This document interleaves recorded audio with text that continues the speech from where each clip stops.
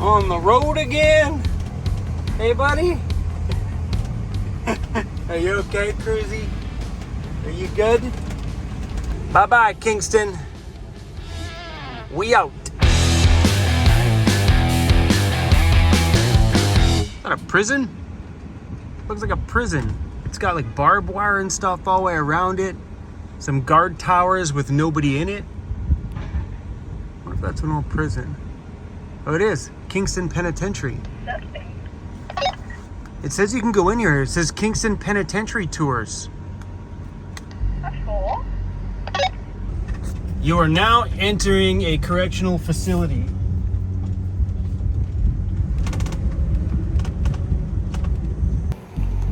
Prison. Oh no. They're coming after me.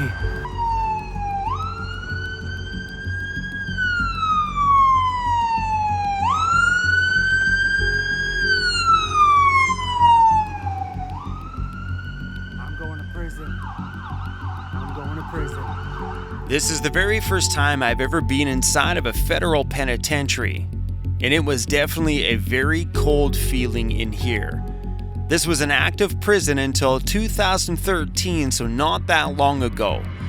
Upon arriving here, we asked the guy when we paid to get in here for the tour if we could film this tour.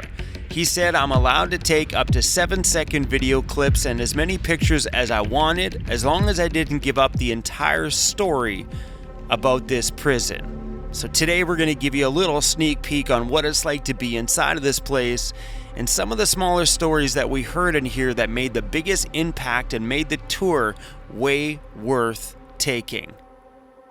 We got to go deep inside of this prison. We got to meet the prison guards that actively worked here when the prison was open. Welcome to Kingston Penitentiary.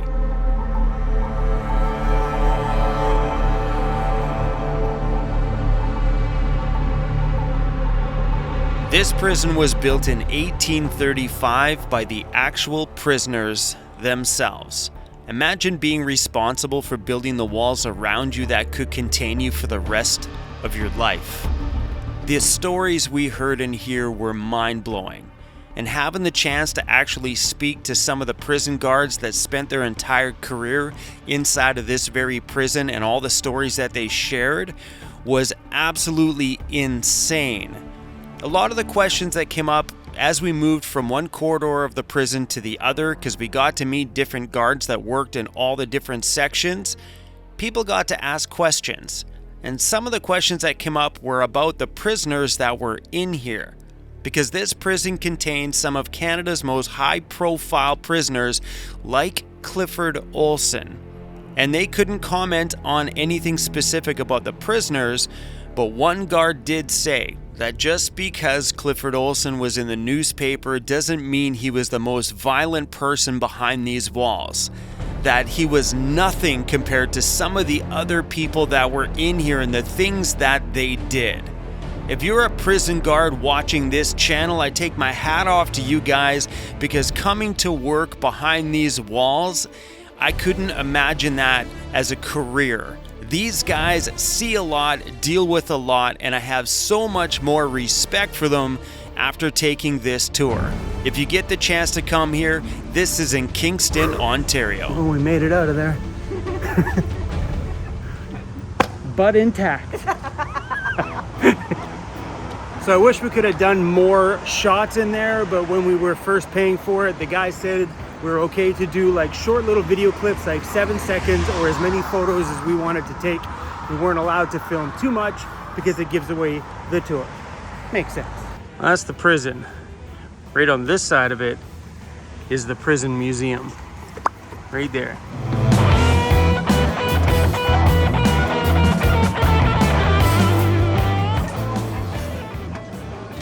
Well, Emmy's weighing herself on a super old school scale. What are we at? 229. 229? Yeah, 129. So 229. Okay. I'm 200. 10. Well, my scale says I'm 214.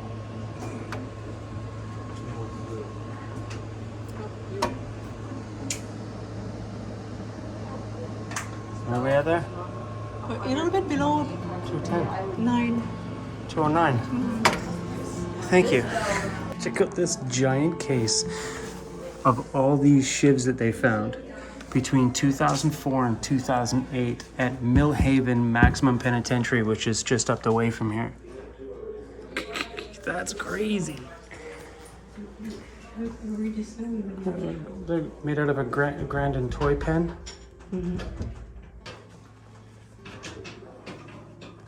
Oh, a toothbrush melts with a razor blade. Oh, that one with a fork. We can make those in the van.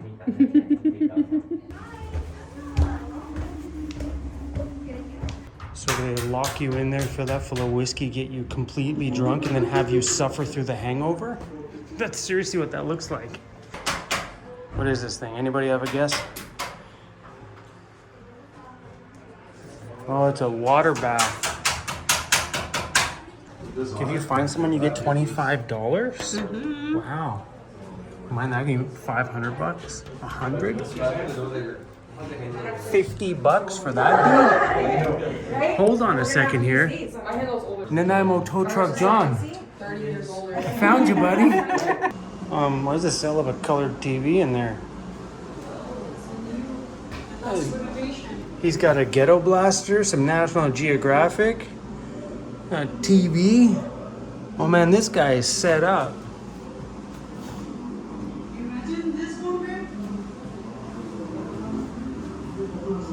Whoa. Sorry to wake you up, buddy. I would freak out if that guy moved.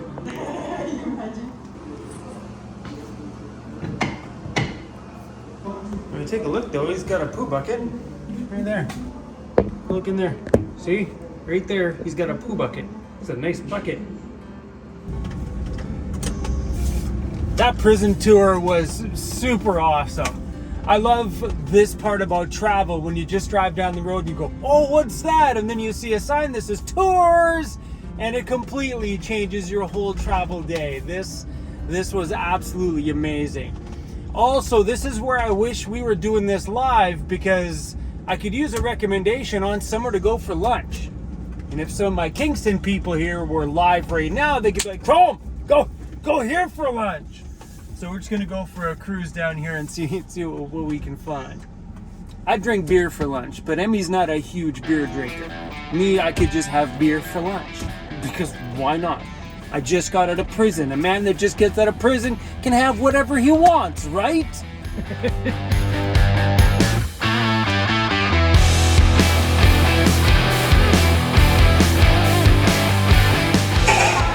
We get out for a bite to eat, and I'm getting a water. We're gonna have to find it, because a man fresh out of prison needs a beer. Not water. This is not what you do. Okay, looking for local breweries. Right here. Spearhead Brewing is 450 meters from where we are right now. Right there. Spearhead Brewing. Guess where we're going?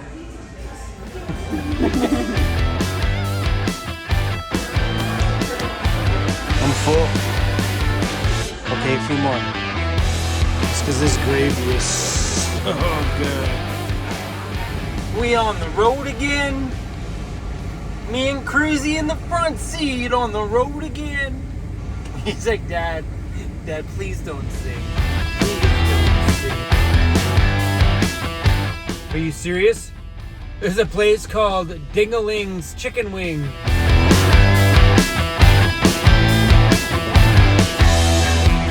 As we get farther into the day, the humidity and the heat starts to kick in. Summertime is my least favorite season in the van. I would trade summer for winter any day. Not a regular Canadian winter, but a West Coast Vancouver winter. I'd trade summer for that any day. I would rather turn the heater on than to be out here in this sticky stuff, keeping our home in the shade somewhere in a parking lot. At least I could drive out into the backcountry in the winter and turn my heater on, light a campfire, stay cozy. Summertimes in the van are just an absolute drag sometimes. Parking lot van life. Hey everybody, that's Emmy, that's me Chrome, and that's my puppy Cruzy. And we're squatting in a parking lot.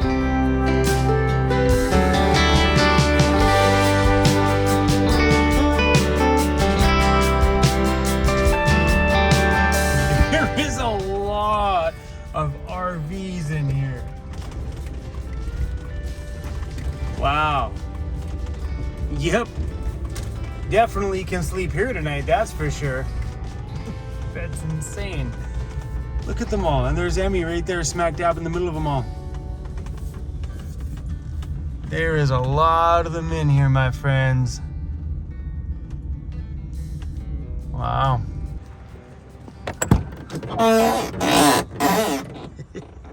I got a squeaky door. Hey. Let's solve that problem.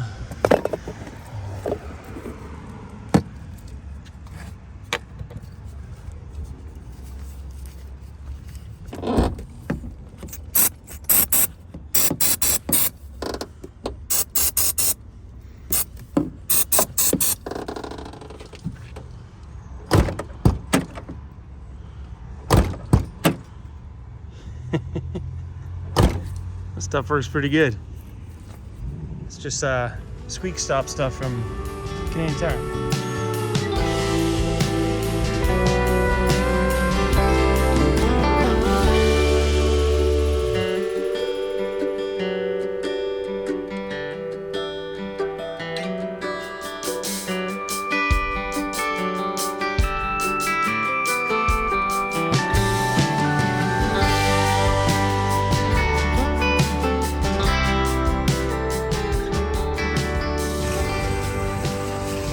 Hi, buddy. You always look so good just sitting there watching the world outside. Hey? He's the cutest little thing ever. Aren't you, buddy? Hi. We could probably just prop the camera up on you the whole night and everybody right here would be super happy. I bet you they would, buddy.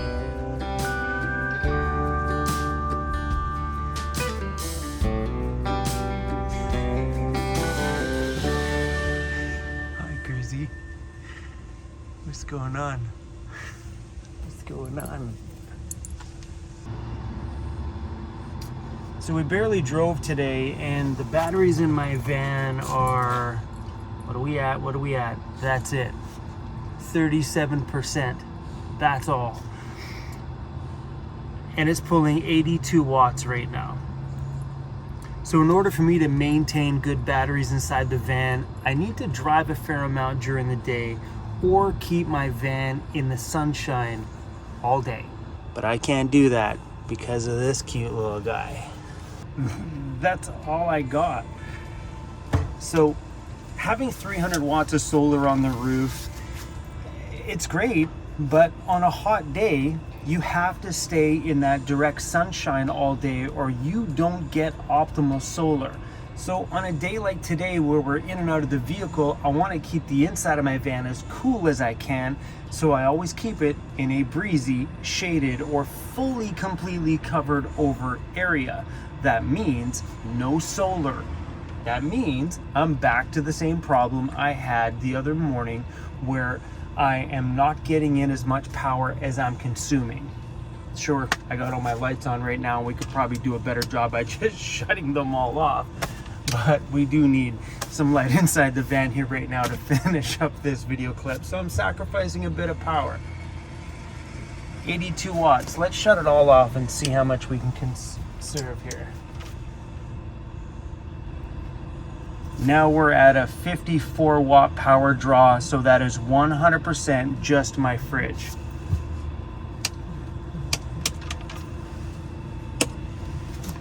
So approximately 30 watts with all of these lights running on here right now.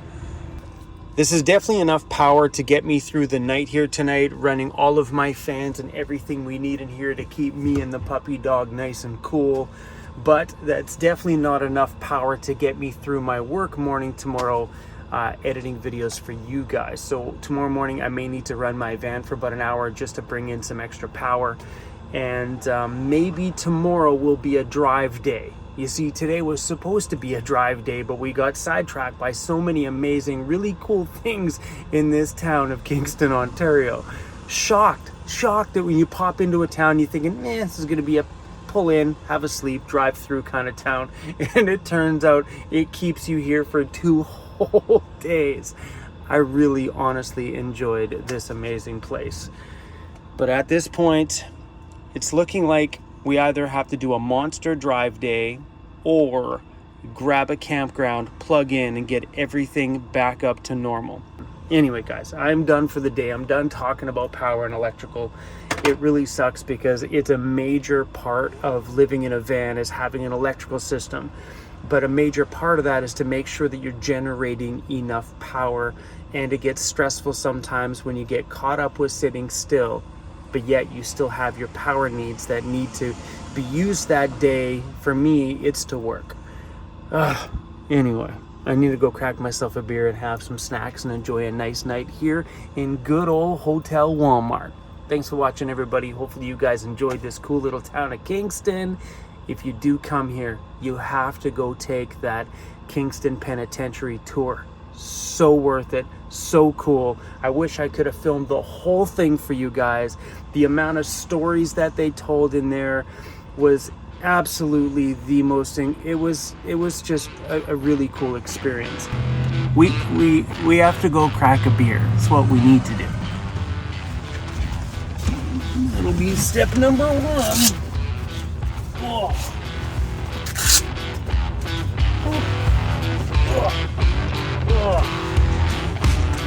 I got a funny feeling I'm going to be a little bit stiff tomorrow.